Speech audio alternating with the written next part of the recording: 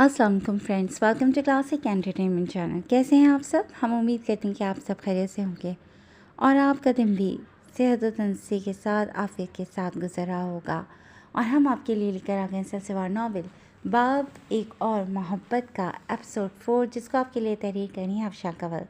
तो फिर देर नहीं करते चलते हैं नावल की तरफ, मगर उससे पहले अगर आपने अभी तक हमारे चैनल को लाइक और सब्सक्राइब नहीं किया तो उसको सब्सक्राइब कीजिए, आइकॉन बटन दबाइए ताकि हमारी नई और हमारी वीडियोस आपको सबसे पहले देखने को मिले और आप कोई भी एपिसोड मिस ना कर सकें।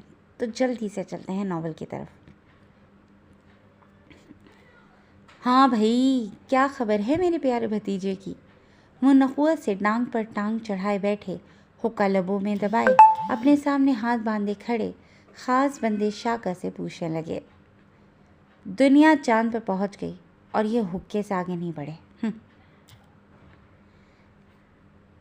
वो मन ही मन में बड़बड़ाया। बड़े सरकार, वही उनके रूटीन के काम हैं। सलीम खबर देता रहता है। वैसे वो बता रहा था कि अगले हफ्ते में बहनाम लाशारी गांव चक्कर लगाने वाला है। वो मुअद्दब सा सर झुकाए उन्हें बताने लगा। वैसे है वो बहुत घुन्ना। मामू ने पाला है ना, उसी की तरह शातिर फितरत है उसकी। आने दो उसे, इस बार गांव उसका इस्तकबाल होने वाले दामाद की हैसियत से करेंगे। वो एक दफ़ा फिर हुक्का गिड़गड़ाते हुए हंकारा भर कर बोले, बाबा सरकार, मुझे वो एक आँख नहीं पसंद। कोई ज़रूरत नहीं मेरी बहन का उससे रिश्ता जोड़ने की। पहले ही उसकी अकड़ और गुरूर ख़त्म नहीं होता, सीधे मुंह बात तक तो करता नहीं है। आपने अगर उसे दामाद बना लिया तो उसने हमारे सर पर चढ़ के नाचा है। उनका बड़ा बेटा एहतशाम सुमरू उनकी बातें सुनता गुस्से में भड़क कर बोल उठा, मुझे इतना बता कि तू इलाके के इलेक्शन कैसे लड़ेगा? जब तुझे सियासत ही नहीं आएगी। वो उसे झड़क कर कड़े तेवरों से बोले। उनकी बात सुनते एहतशाम सुमरू ने यूं मुंह बना लिया जैसे मुंह में कड़वा बादाम चबा लिया हो। बहनाम एक मजबूत बैक रखता है, सियासी हलकों में उसका बड़ा नाम है, बड़े बड़े लोगों से उसके ताल्लुकात हैं, वज़ीरों और मशीरों के साथ उठता बैठता है।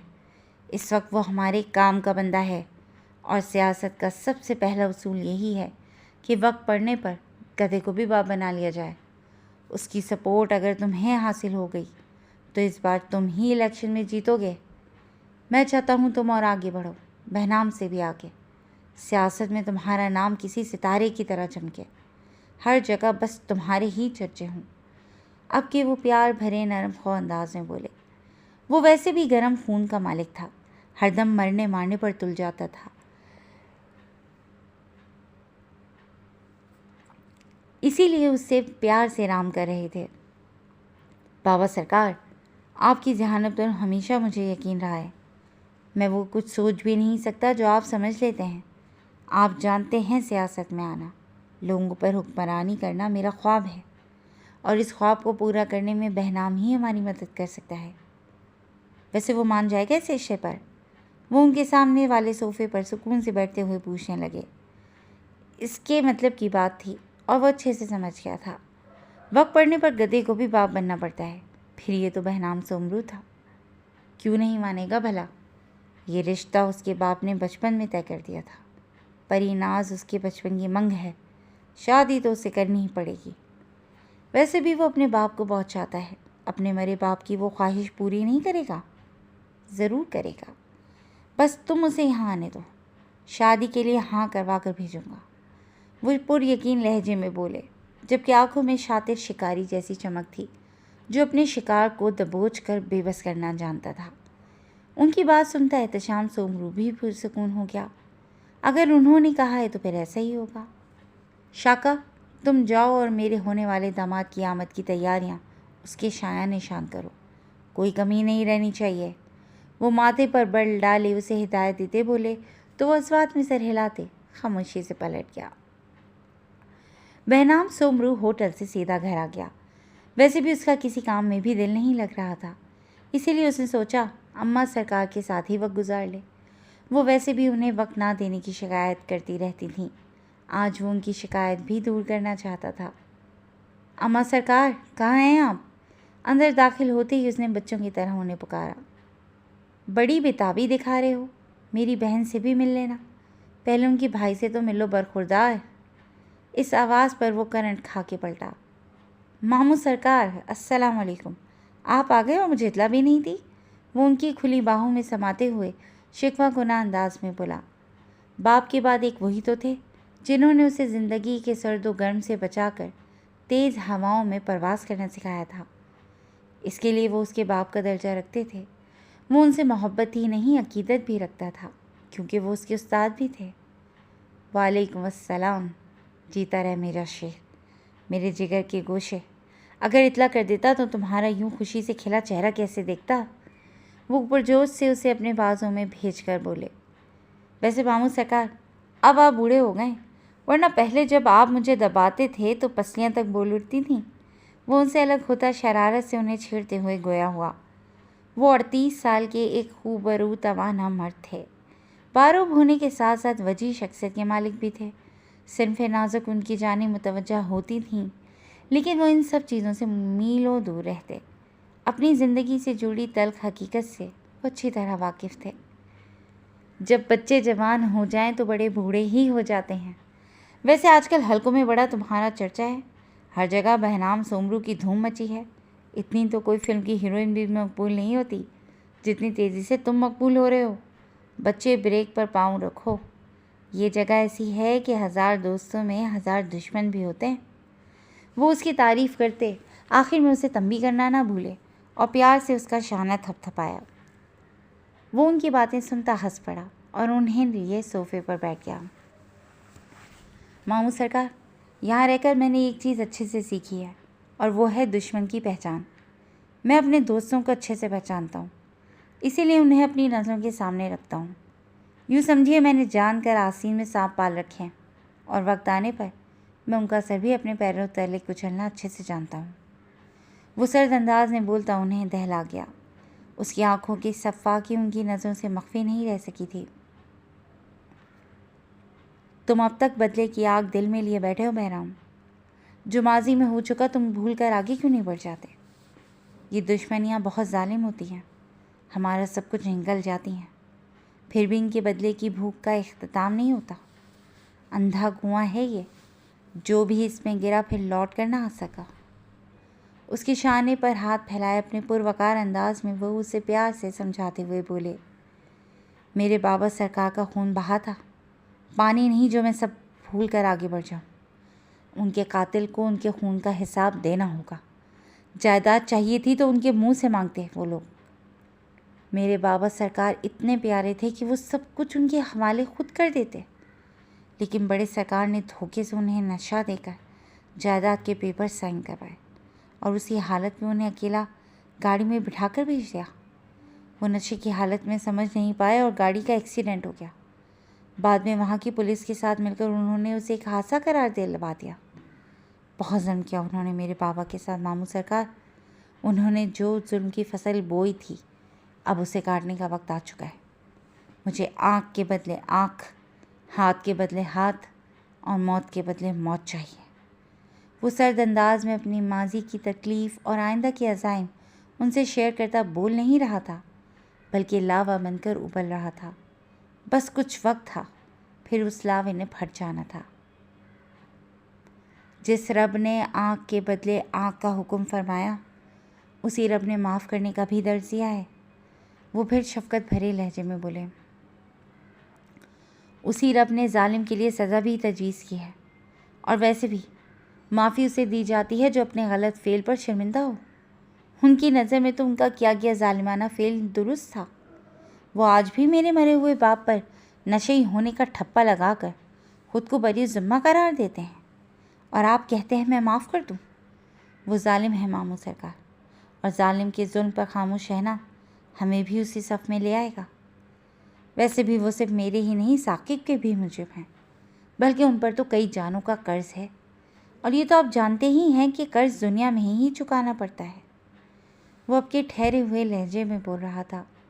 सिराज शाह ठंडी सांस भरकर रह गए। वो उसे समझा सकते थे, उसे अपने हिसाब से चला नहीं सकते थे। वो जवान था, अपना अच्छा बुरा समझता था। अच्छा दी, सरकार आ रही हैं, उनके सामने नॉर्मल रहो, हम इस बारे में बाद में बात करेंगे। वो सामने देखते हुए उसके शाने पर दबाव बढ़ाकर मुस्कुराकर सरगोशी में बोले। बहनाम सोमरू ने उनकी बात पर जल्दी से अपने चेहरे पर हाथ फेरा ताकि तने अज़लाफ नरम पड़ जाएं। आंखों की लाली छुपाने के लिए उसने जैसे ही आंखों को झपका, किसी का सजा सवरा रूप उसके दिल और नज़र में एक सरूर भर गया। उसके रगोपै में एक तमानियत भरा एहसास उभरा। उसे यूं लगा कि जलते तड़पते दिल पर अचानक ही नरम फुहार बरसी हो। अपने मामू के आने की खबर लग गई होगी तुम्हें, तभी तुम्हारी शाही सवारी इतनी जल्दी यहाँ पर उतरी है, वरना तो रात गए लौटते हो। वो उन दोनों के नज़दीक आकर बहनाम से शिकवा करती बोली, जो उनको आते देखकर उठ खड़ा हुआ था। उनके शिकवे पर उसने उन्हें अपने हसार में लेकर उनका हाथ थाम कर चूमा। कसम ले लें मुझसे, इन हज़रत का तो मुझे इल्म ही नहीं था। मैं तो ख़ास आपकी वजह से घर जल्दी लौटा हूँ। घर में घुसे ही सबसे पहले मैंने आप ही को पुकारा था। वो उन्हें अपने साथ लिए सोफे पर बैठ गया। मालूम है मुझे, नमाज़ पढ़ने के दौरान तुम्हारी पुकार सुन ली थी मैंने। ये तो बस मैं तुम्हें छेड़ रही थी। वो प्यार से उसके बाल संवार कर बोली। उनकी बात सुनते बहराम का हैरत से मुंह खुल गया था, जबकि सिराज शाह ने कहका लगाया, बेटा जी, जैसे तेरे करतूत हैं, लड़कियों ने तो तुझे छेड़ना नहीं है, अब तू उन्हीं पर गुजारा कर। वो शरारत से उसे छेड़ते हुए बोले, मेरे बच्चे नाराज़ ना होना, भाई सिराज बस वैसे ही तुझे तंग कर रहे हैं। वो उसका नाराज़ चेहरा अपने हाथों में भरकर उसका माथा चूमकर बोली, आप इसकी बीवी ले आएं, मैं इसे तंग करना छोड़ दूंगा, फिर वो उसे तंग करेगी और हम दोनों मिलकर इसकी दुर्गत बनते देखेंगे। वो अब भी बाज ना आए उसे छेड़ने से। वो दोनों माँ बेटा उनकी बात पर हंस पड़े थे। भाई मैं तो इस लड़की को समझा समझा कर थक गई, लेकिन ये हर बार मुझे घुमा देता है। अब तुम ही पूछो इससे ये कब शादी करेगा। अगर इसे कोई पसंद है तो वो भी बता दे। मैं तो दिल और जान से इसकी पसंद पर भी राज़ी हूँ, बस ये शादी को हाँ कर दे। तुम पूछो इससे, मैं तब तक रात के खाने का इंतज़ाम देख लूँ। वो सारी जिम्मेदारी उन्हें सौंप कर उठ गईं। जानती थीं कि बहनाम उनकी सुन भी लेगा और वो उसे मना ही लेंगे। हाँ तो बहनाम सोमरू साहब, कोई लड़की पसंद है या हम खुद पसंद कर लें? वो उसकी जानिब मुतवज्जा होते हुए बोले, जो रिलैक्स सा पीछे होकर बैठा था और टांग पर टांग रखे मुसलसल उसे हिला रहा था। उनकी पूरी बात सुनकर उसके चेहरे पर एक दिल फरेब मुस्कुराहट आई थी। छम से वो दुल्हन के रूप में उसकी नज़रों के सामने आ गई तो खुद ब खुद उसकी आंखों में खुमार भर गया। यानी उनका तसव्वुर इतना ज़ोरदार है कि मेरे भांजे के होश उड़ा दिए। और अगर सामने होगी हमारी बहू तो फिर क्या क़यामत बर्पा करेगी तुम्हारे दिल पर। वैसे कैसी है हमारी बहू? वो उसके शाने पर एक ज़ोरदार धप लगाकर शरारत से इस्तफसार करने लगे।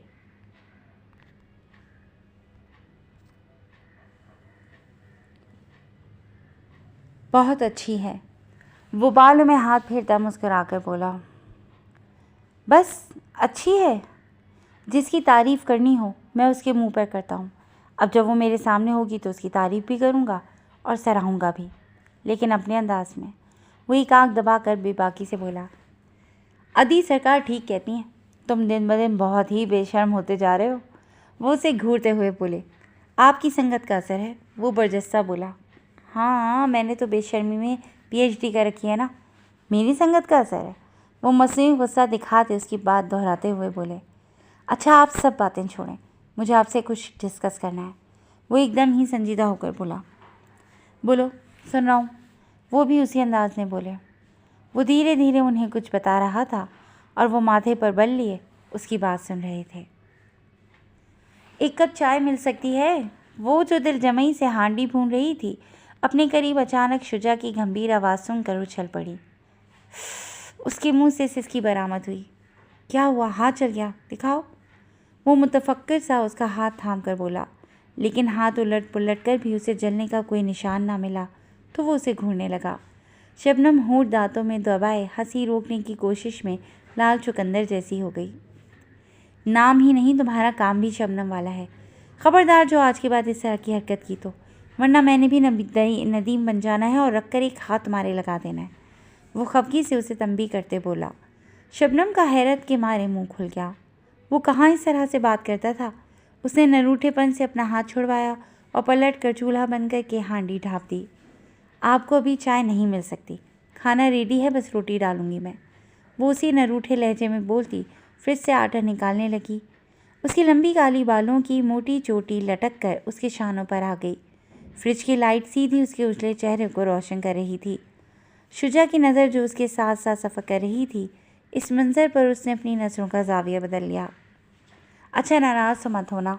कल रात अब्बा ने नदीम शबनम की फ़िल्म लगाई हुई थी। उसमें कुछ ऐसा ही सीन था कि शबनम उसे तंग करती है और वो उसकी चोटी खींच कर उसे एक लगा देता है। बस उसी सीन के ज़ेर असर मेरे मुंह से चंद जुमले निकल गए और तुम्हारा मुंह फूल कर गुब्बारा बन गया। वो वजाहत देता आखिर में शरारतन बोला, उसी फिल्म में नदीम ने शबनम से मोहब्बत का इकरार किया होगा, उन्हें वो नज़र ना आया। वो जले दिल से बड़बड़ा कर रह गई।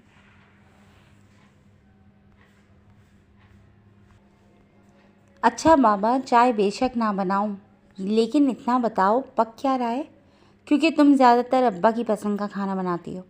वो इस खुल्लम खुल्ला इल्ज़ाम पर उसे गुस्से से घूरने लगी। अच्छा जी, अभी जो ये गोभी गोश्त बनाया है मैंने, वो किसकी पसंद का है? वो पलट कर कमर पर हाथ टिकाती चमक कर बोली। तुम भी ना जल्द बुरा मान जाती हो, मैं तो सिर्फ मजाक कर रहा था। वो खिसिया कर वसाहत देते बोला। तुम्हारे उस नॉवल का क्या बना जो तुम लिख रही थी? वो अचानक मौजू बदलते हुए बोला। उसे इल्म था अब उसकी सारी खफगी उड़न छू हो जाएगी। अब्बा से नॉवेल्स के इक़्तिबास सुन कर वो इस राय पर पहुंची थी कि उसके अंदर एक माहिर राइटर के जरासीम पाए जाते हैं। इसलिए उसने एक सॉफ्ट रोमांटिक नावल लिखने की ठानी थी। किरदार और वाक़यात उसने सोच लिए थे, कहानी का प्लॉट भी तैयार था। बस 2 दिन से वो मौसूफ हीरो और हीरोइन के खदोखाल में उलझी थी। वो ही मसला अटका है कि हीरो और हीरोइन कैसे दिखते हों। बहुत सोच समझ कर मैंने हीरोइन को अपने खदोखाल दिए हैं, लेकिन हीरो का मसला अभी तक झुका तो है। वो पेड़े बनाना छोड़कर उसकी तरफ रुख किए शुरू हो चुकी थी। मसला तो काफ़ी गंभीर है। उसने थोड़ी तले मुट्ठी बना कर रखी। वो ही तो, वो झट बोली। हीरो है तो देखने में गुड लुकिंग हो और उसकी पर्सनालिटी शानदार होनी चाहिए। उसने एक और नुक्ता उठाया। बिल्कुल, शबनम ने झट सर हिलाया। जहानत तो कूट कूट कर भरी हो उसमें। लविंग हो, केयरिंग हो, डैशिंग हो, छा जाने वाली शख्सियत हो, जहाँ से गुजरे लड़कियों के दिल पर बिजलियाँ गिरा दे। वो उंगलियों पर खुसूसियात गिनवाता जा रहा था और शबनम बुर्दबारी से सर असबात में हिलाती जा रही थी। ये सब खुसूसियात तो तुम्हें है ना, मैं तुम्हें ही हीरो बना लेती हूँ। वो एकदम चहक कर उछली। पागल लड़की, हीरो चलते फिरते हर जगह आते जाते हैं, मेरी तरह एक जगह टिक कर बैठे माजूर थोड़ी होते हैं। वो झट उसे टोकते हुए बोला। उसकी ये बात भाले की तरह उसके दिल में गड़ गई। शबनम की आंखों में तोहियानी उतरने लगी और होठ कपकपाने लगे। पूरे बदन में कपकपी दौड़ गई। उसका सफ़ेद पड़ता चेहरा देखकर शुजा एकदम घबरा गया। शबनम, तुम ठीक हो? वो बेताबाना मुतफक्किर लहजे में गोया हुआ। उसके पूछने की देर थी कि वो फूट फूट कर रोना शुरू हो गई। इस सिचुएशन पर शुजा बेचारे के हाथ पैर भूल गए। अशफाक साहब जो अभी ही बाहर से लौटे थे, किचन से आती रोने की आवाज़ पर जो वो जल्दी से किचन की जाने बढ़े। अंदर रेशम चेहरे पर दोनों हाथ रखे शिद्दत से रो रही थी, जबकि शुजा उसके करीब ही व्हील चेयर पर परेशान सा बैठा था। क्या हो रहा है? ये बच्ची क्यों रो रही है? अशफाक साहब की तशवीश भरी आवाज़ उभरी। अब्बा, वो सिसककर बोली और दौड़कर उनका बाजू दोनों हाथों से थाम कर उस पर सर टिका दिया। वो भी इस उफ्ताद पर घबरा गए। कोई मुझे बताएगा कि आखिर हुआ क्या है? वो बेचारे परेशानी से कभी शुजा को देख रहे थे जो हक्का बक्का शबनम का रिएक्शन देख रहा था, और दूसरी नज़र उन्होंने शबनम पर डाली जो उनके बाजू से सर टिकाए आंसू बहा रही थी। ये बहुत बुरे हैं, कोई यूँ भी बोलता है भला? वो हिचकियों के दरमियान अटक अटक कर बोली। उसकी बात पर अशफाक साहब की तेवरियाँ चढ़ गईं। क्या बोला है तुमने बच्ची से? वो उसे कड़े तेवरों से पूछने लगे। अब्बा, कसम ले ले, मैंने उसे कुछ भी ऐसा वैसा बोला हो। उसने बौखला कर वजाहत दी। झूठ मत बोलो, वो उसे खूंखार नज़रों से घूर कर बोली। अब्बा, इसने खुद को माजूर बोला है। भला बताओ, ये कहाँ से माजूर है?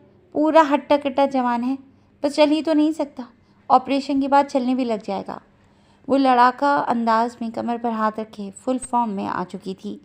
उसकी बातें सुनते अशफाक साहब के तने आसाब ढीले पड़ गए, लेकिन चेहरे पर गुस्से की सुर्खी भी फैल गई।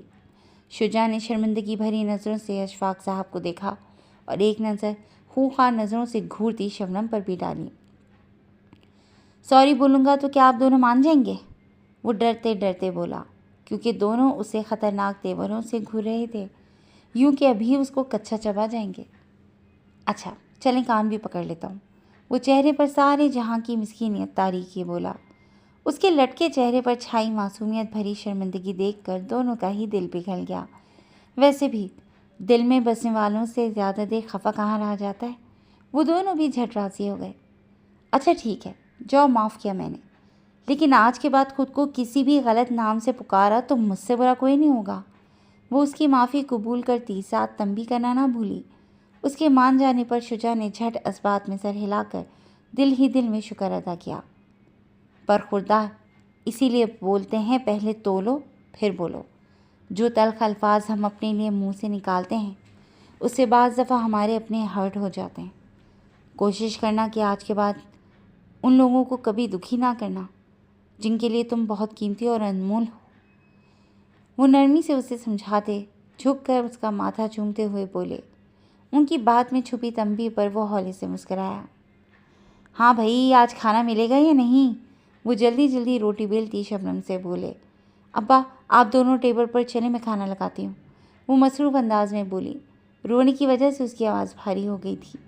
शुजा ने एक नज़र काम में मसरूफ़ शबनम पर डाली और अब्बा के पीछे निकल गया। शबनम का रवैया दिन ब दिन उसे उलझा रहा था। वो क्यों इसके लिए इतनी हसास होने लगी थी? ये बात उसके लिए परेशानी का सबब बन रही थी। बाबा सरकार, इस दफ़ा जो काश मेरी निगरानी में तैयार की जा रही है, देखिएगा वो हमें किस कदर मुनाफा देगी, आप खुश हो जाएंगे। वो शिकार किए तीतर को दांतों से भभोरते हुए पर पुरजोश सा बोल रहा था। इस वक्त वो मर्दान खाने में मौजूद रात का खाना तनावुल फरमा रहे थे। साथ ही उनके कुछ ख़ास दोस्त भी थे जो आज की दावत में शामिल थे। तीतरों का शिकार भी ख़ास उनके लिए ही किया गया था। इसके अलावा भी अनवा इक़्साम के खाने इस बड़े से फर्शी दस्तरखान पर चुने हुए थे। एहतशाम की सलाहियतों पर हमें पूरा भरोसा है। पिछली दफ़ा की काश भी बेहतरीन थी और महफिल मौसीकी भी। माथे पर तिलक लगाए सामने से हरमनजीत ने साथ बैठे एहतशाम के शाने पर हाथ मारते खबासत से जन्नाती कहका लगाकर कहा। उसकी देखा देखी वहाँ मौजूद 3 और लोग भी खुले डुल्ले अंदाज में हंस दिए थे। फिक्र ना करो, इस दफ़ा भी बेहतरीन इंतजाम किए गए हैं, वो बड़े सरकार चिकन की लेग पीस उड़ाते हुए बोले। बिल्कुल जनाब, हमें आपकी मेहमान नवाजी पर कोई शक नहीं। उनमें से एक और बंदे ने मुस्कुराते हुए उनकी बात की तायीद की तो सब ने ज़ोर शोर से इस बात में सर हिलाया। इस दफ़ा हमें माल ज़्यादा मिकदार में चाहिए। तीसरे बंदे ने उन्हें याद दहानी करवाई। जैक, तुम फिक्र ना करो, मैं तुम्हें खुश कर दूंगा। बस हम एहतियात से काम ले रहे हैं।